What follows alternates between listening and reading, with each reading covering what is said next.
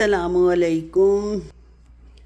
क्या हाल हैं आप सबके। उम्मीद है सब खैर खैरियत से होंगे। अल्लाह ताला हमेशा हम सबको अपने हिफ्ज़ व अमान में रखे, आमीन सुम आमीन।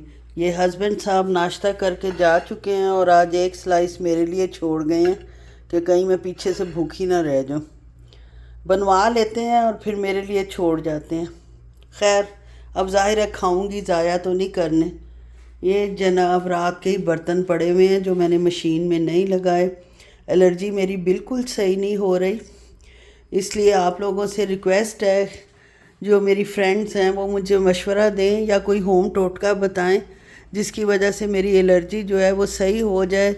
इतना ज़्यादा रेशा हलक में गिरता है जिसकी वजह से खांसी भी आती है और ना व्लॉग बनाने को दिल करता है और ना जनाब कोई और काम करने को दिल करता है। बहरहाल काम तो करने ही पड़ते हैं, आपको पता है वो ज़िंदगी के साथ ज़रूरी है।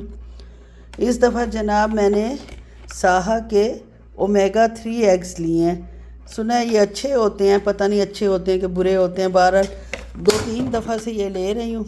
इस दफ़ा मैंने कहा आपके साथ भी शेयर करूँ, ट्राई करके देखते हैं। एक्सपेंसिव हैं, बाकी आम एग्स 20-22 के मिल जाते हैं, ये 30-35 रियाल के मिलते हैं।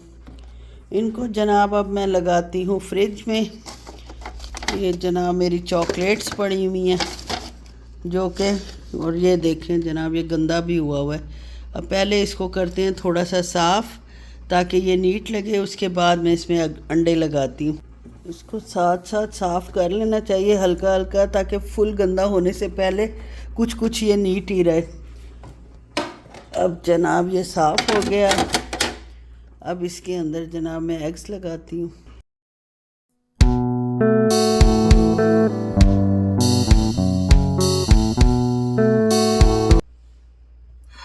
अंडों को मैं निकाल लेती हूँ बास्केट में।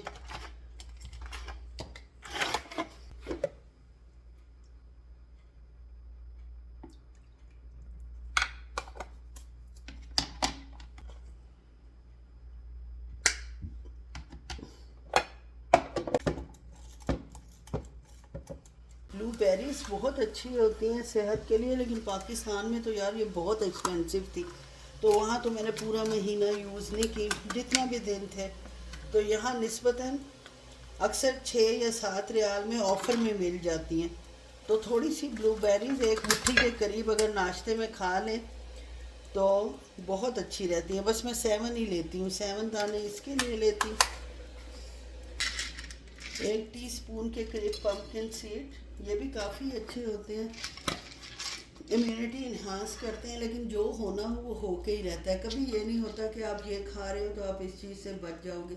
जो किस्मत में तकलीफ़ लिखी है वो हर एहतियात, हर मतलब प्रिकॉशन के बावजूद होके ही रहती है।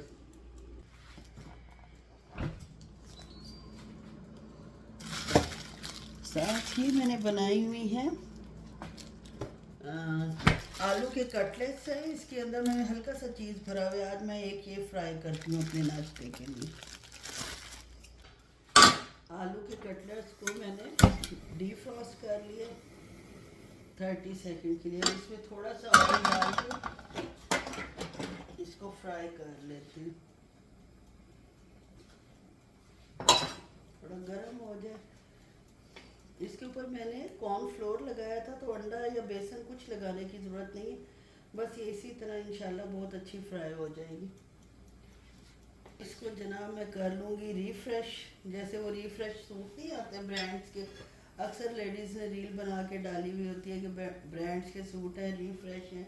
हल्का सा फॉल्ट था जिसकी वजह से ये नए मतलब वो कर रहे हैं। तो मेरा क्योंकि फॉल्ट जो था वो ये था कि ये पहले का बना हुआ है, तो इसलिए इसको हम डाल देते हैं इसमें।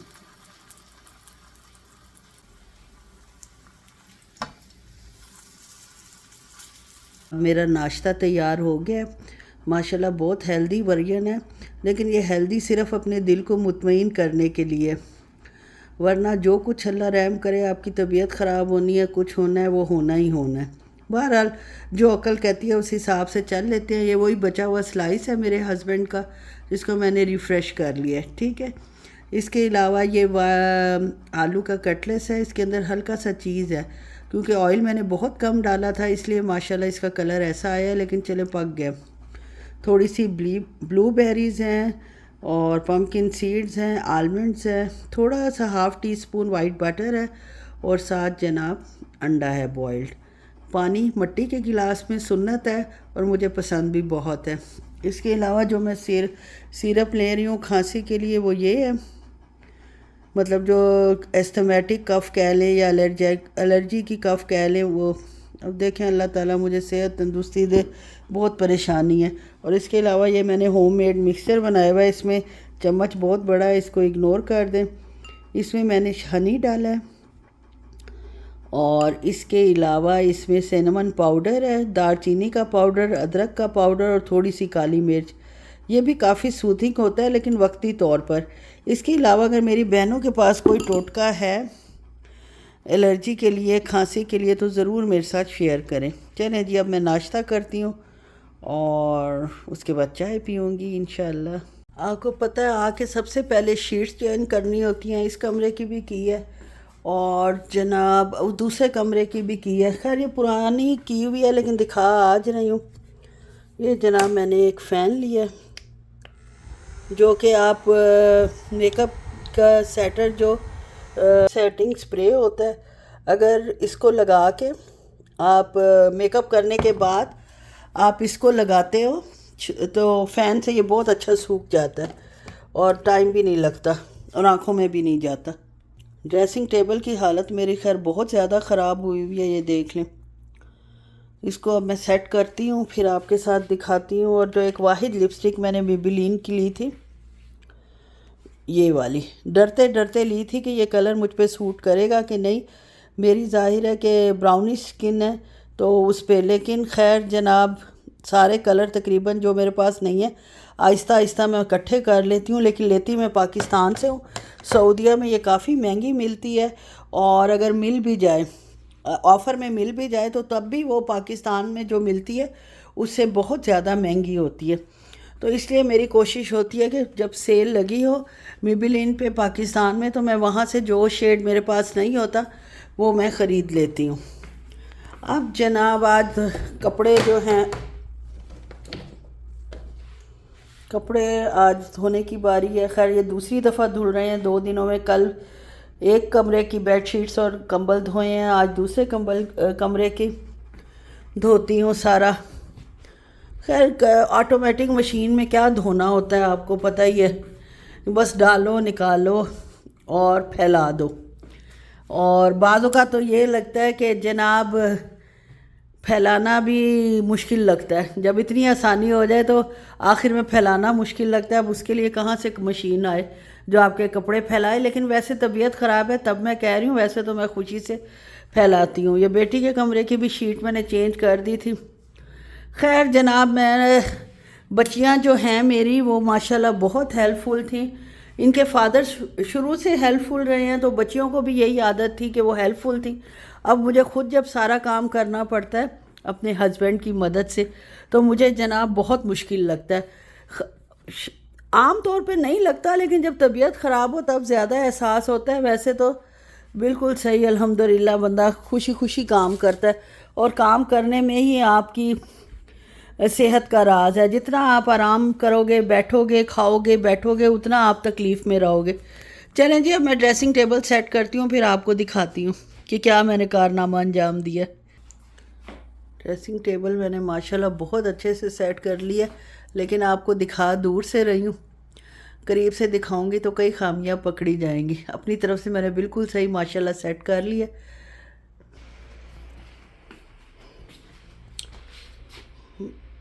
मशीन लग तो गई है लेकिन मैंने इसको स्टार्ट ही नहीं किया।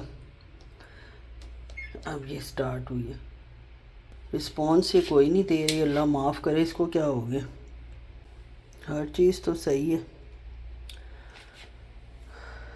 चल पड़ भाई चल पड़।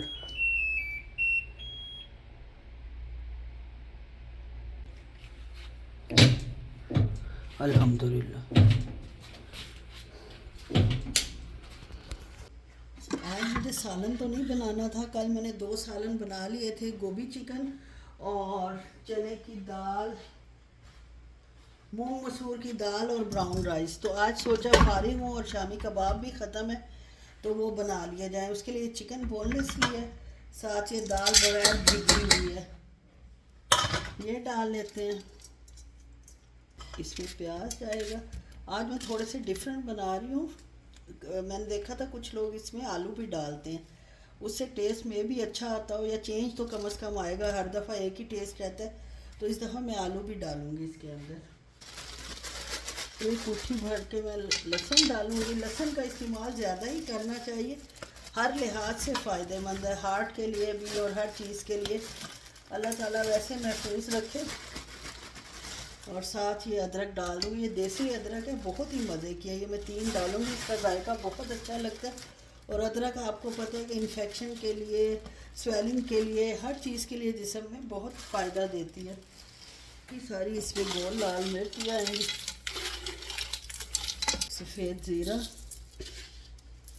किचन के लिए अच्छी होती है। इसमें मैं हल्दी भी डालूँगी, अब इसका पता नहीं चम्मच कहाँ गया, उससे कलर भी इसका अच्छा आता है। अब इसमें जाएगा दालचीनी, ये 2 मोटी इलायची और बाकी लौंग और काली मिर्च पाउडर डालेंगे, बहुत अच्छा इससे टेस्ट आता है। चिकन पाउडर में नमक बहुत ज़्यादा होता है, तो इसलिए नमक अब हम बहुत ध्यान से डालेंगे, बल्कि थोड़ा ही डालेंगे, बाकी फिर बाद में एडजस्ट कर लेंगे। इसके अलावा मैं इसमें 2 आलू ऐड कर रही हूँ, क्योंकि ये 10-12 मिनट तो दाल और चिकन गलने में लगेंगे, तो ये उसी में गल जाएंगे।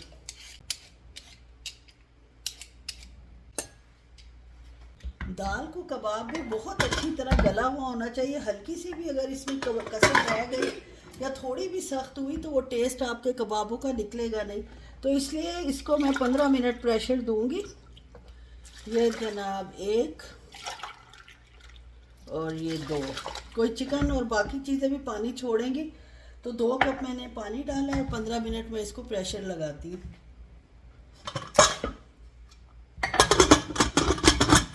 15 मिनट इसको मैं छोड़ देती हूँ। उस वक्त तक बाकी घर के काम करते हैं और फिर इसको देखते हैं क्या इसका रिज़ल्ट आता है। चलो रेडी है बर्तन रखने के लिए, और इसमें बर्तन रखते हैं। अच्छा, मशीन का भी इस्तेमाल इस तरह है कि आप इसमें जितने साफ करके बर्तन डालोगे उस पर कुछ ना लगाओ, उतनी इसकी लाइफ इसकी बढ़ती है। अगर आप ऐसे ही कुछ लगा हुआ है और बर्तन लगा देते हो, तो ये भी गटर की तरह इसके अंदर सिस्टम होता है, सिंक की सुराख की तरह, कि अगर भर जाएगा तो ये फिर स्प्लैश कर भर जाएगा तो बहुत मुसीबत आपके लिए करेगा, और सारा पानी पानी हो जाएगा और ब्लॉक को इसकी ट्यूब जो है वो ब्लॉक हो जाएंगी। तो इसलिए इनको अच्छे से प्लेटों को खंगाल के रखेंगे तो आप बहुत अरसे तक इससे फ़ायदा उठा सकते हैं। बर्तन मैंने लगा दिए हैं सारे, लेकिन अभी जो है ये फुल नहीं है, इसलिए बाकियों का इंतज़ार करूँगी, फिर इसको ऑन करूँगी। पाकिस्तान में तो मुझे मासी रखनी पड़ी थी 5000 पर मंथ पे, वो बर्तन धोती थी आके। 15 मिनट बाद जब मैंने ढक्कन उठाया है तो माशाल्लाह सब कुछ गल चुका है। आलू तो खैर आपको पता है 5-7 मिनट में ही गल जाते हैं, दाल भी बहुत अच्छे से गल गई है, लेकिन इसमें अभी पानी मौजूद है। और मैं इतना गहराई में मेरा बाजू जो है वो मैं इसको ड्राई नहीं कर सकती, तो इसलिए ये मैं तवा निकाल लेती हूँ। ये बहुत अच्छा तवा है यार, कढ़ाई की तरह का है, फ्लैट है, और इसके अंदर कोई भी किसी भी चीज़ का पानी सुखाना हो बड़ी आसानी से खुला खुला सूख जाता है। शुक्र है मटेरियल इसमें पूरा आ गया, अगर ज़्यादा होता तो 2 दफ़ा में करना पड़ता। खैर जनाब, अब इसको अच्छे से सुखा लेते हैं पानी को, ताकि हमारे कबाब टूटे नहीं। और आज मैंने फ़र्स्ट टाइम आलू डाल के बनाए हैं, और इससे देखते हैं कैसा टेस्ट आता है। पानी को मैंने अच्छे से खुश कर लिया, और मैंने सोचा जैसे मैं देखती हूँ रील्स वगैरह में, डंडे से वो लोग इसको मैश कर लेते हैं, लेकिन मुझसे तो मैश हो नहीं रहा था, जो सही बात है। तो मैंने फिर मशीन में इसको इतना मैश किया कि इसके रेशे कायम रहें, अच्छी तरह इसको मतलब पीस लिया, ग्राइंड कर लिया, और जनाब मेरा बहुत अच्छा सा मटेरियल तैयार हो गया है। प्याज को मैंने चॉपर में ही उसी में चॉप कर लिया। उल्टी साइड का जो पल्स बटन होता है उससे चॉप करें तो बहुत अच्छे चॉप होते हैं, बारीक भी नहीं होते और पानी भी नहीं छोड़ते। हरी मिर्चें चॉप करके डाली हैं, और काफ़ी सारा हरा धनिया डाला है इसके अंदर। माशाल्लाह 3 एग्स मैंने डाले हैं ओमेगा 3 वाले। वैसे तो कोई भी डाल सकते हैं, हमेशा दूसरे ही यूज़ किए हैं। अब ये तीसरी दफ़ा लिए हैं तो सोचा कि ये ज़ाहिर है फिर यही डालने थे जो घर में थे। उसके बाद जनाब इनकी कबाब बना के फ्रीज़ कर लूँगी और पैकेट्स में निकाल लूँगी। ये थे जनाब मेरा अड़ा जुड़ा व्लॉग, यानी आप मेरी आवाज़ से भी पता चल ही रहा होगा। इसको ज़रूर पूरा वॉच करें, लाइक करें, शेयर करें। अल्लाह हाफिज़।